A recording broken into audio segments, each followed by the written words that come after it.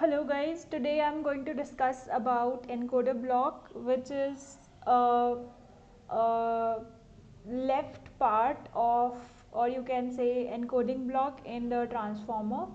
So we have discussed a bit about how encoder decoder in a machine translation works.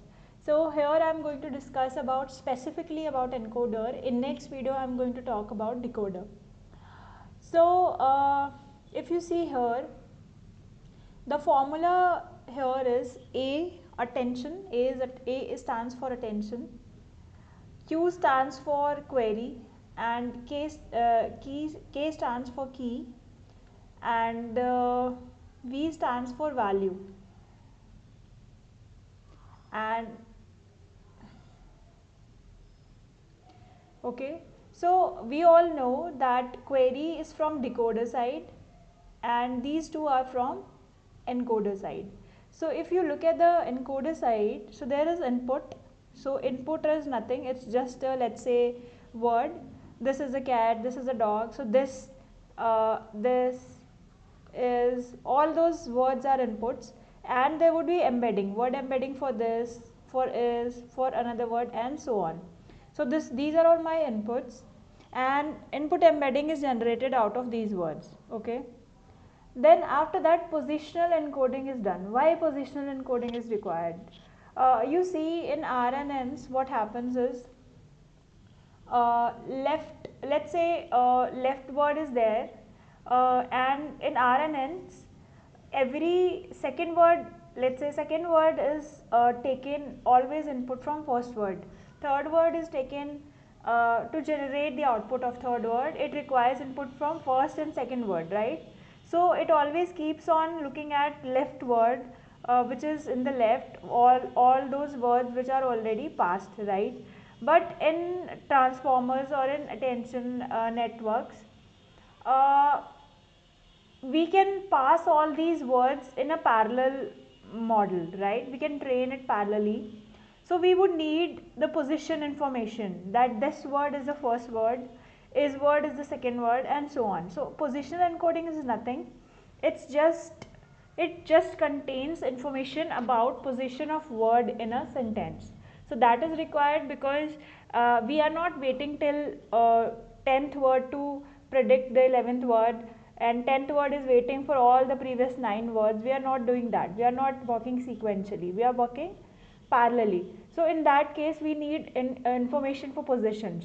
So that's why positional encoding is given as input, and these two are added. And then multi-head attention. Now I have talked about attention in previous classes. So you know what attention does. Attention looks at, in decoder side, to generate first word, it will look at all the encoder words and it will give weights to highly similar words, right? Or it will give attention to words which are highly similar, or words which are relevant to predict the first word or the second word in the decoder, right? So that's what attention does. Now multi-head attention, I'll talk in next video what are the types of attention. There are multiple types of attention. There is encoder decoder attention, there's causal attention, then there is multi-head attention. So multi-head attention, I'll talk about how does it work, but for now just remember that it's just attention layer. And this layer, what does it do? So the steps are mentioned here. It takes embedding of the whatever input is, and then it also takes initial decoder hidden state and applies, generates the attention. Okay, creates and processes the inputs and produces an output and a new hidden state vector. So this multi-head attention generates a hidden state vector. Okay, and that hidden vector is used to calculate the final context vector, which has weights, right? So we generate in the last class, if you remember. So in last class we looked at how these weights are generated and how these values are multiplied from each and every word, and a final attention, or you can say final vector is generated, context vector is generated, right? So this is how context vector is generated. So here if you look at this one, this encoder block, so this is how multi-head attention will generate the vector, and in that, and after that the numbers that was as passed as input is concatenated. So both of these numbers are concatenated in one vector. So what are these numbers? You can see that in encoder we have key and we have value, two things are there, right? So key is nothing, so one, basically it's the same thing. Key is also encoder input and value is also encoder input. It's the same thing. It's nothing. It's just this one, input embedding. Okay. So that embedding is that is added and it's concatenated, and this vector is passed to a feed forward neural network. So why it's passed to feed forward neural network? So the idea behind this feed forward neural network is that because it has lots of matrices, it has key metrics, value metrics, and all those metrics gets multiplied, dot product is happening, and then addition, so many things are happening, right? So feed forward layer basically converts or translates the input into a, instead of a matrix it will translate into a format so that it can be passed on to next layer. Okay, then normalization, if you see with this formula, so query was in last class we discussed this, that query was taken from decoder, key was taken from encoder, both of these were multiplied in order to find out the distances.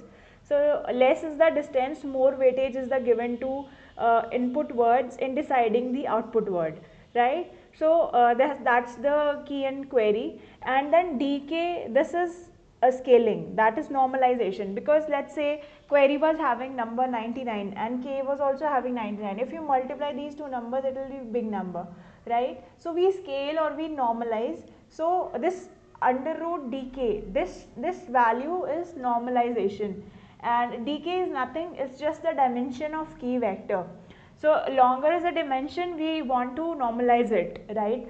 So we normalize it, then we apply softmax. Softmax will give us probabilities or weights, how much weight we want to give this word in deciding and predicting the next word. So this is just the weightage, and value is nothing, value is coming directly from the original input embedding, right? And then these two gets multiplied, uh, and then addition and normalization, and then feed forward a layer. So this is how the whole encoder block work.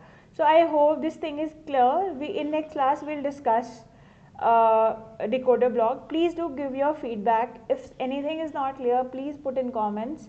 I would be happy to answer. Thank you so much for attending. Keep tuning. Thank you.